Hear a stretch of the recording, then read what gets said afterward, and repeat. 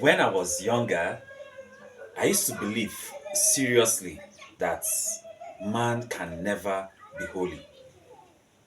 We were taught that even in the church, that you cannot be holy.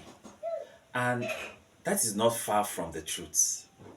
Because when you look at it critically, it is practically impossible for man to be holy. At least if it means that you achieve that by coming through the law. The law, like I've always said, is very, very hard to keep. That is why when some group of people carry out a riot, the first thing that the authority in the place tries to do is to read the riot act for them. And I think that was basically how the law came about, because man had gone haywire. And then at some point, there has to be the presentation of the law, the riot act, so that man can come in conformity with the rules.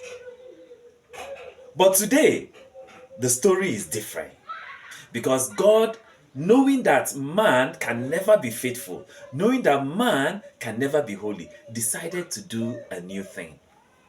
And what is that new thing? This new thing is enshrined in the gospel that we preach.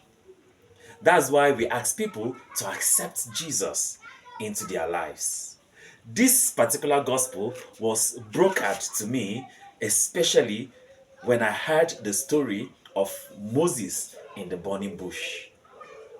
Moses, when he saw the bush that was burning, even though the fire had not engulfed, the bush was engulfed by the fire rather, but the fire was not, the bush was not consumed by the fire.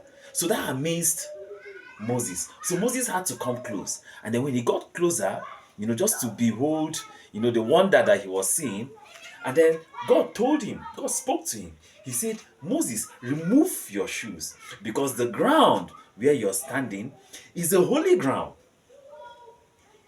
So why would God tell Moses to remove his shoes because he was standing on a holy ground? Why would God even call the ground where Moses was standing to be holy? The reason is not far-fetched. It's because God himself is present in that place. I need to take a second so that this can sink in, because you not get it. But you have to watch this video over and over again before you get that. That the ground was holy was because God was there. So I'll conclude that wherever God is holy.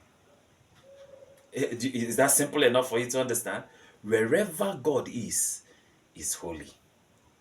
Because God was present in that ground, God declared to Moses that that ground was the holy ground and that he should remove his sandals. If you have accepted Christ as your Lord and Savior and you invite him into your heart, you automatically become holy. That's why eternity is a free gift given to you by God. You don't work for it. You don't work for your salvation. You don't work. You don't do anything. Because the first question you ask yourself is that, what did you even do that made God to say that you are a sinner?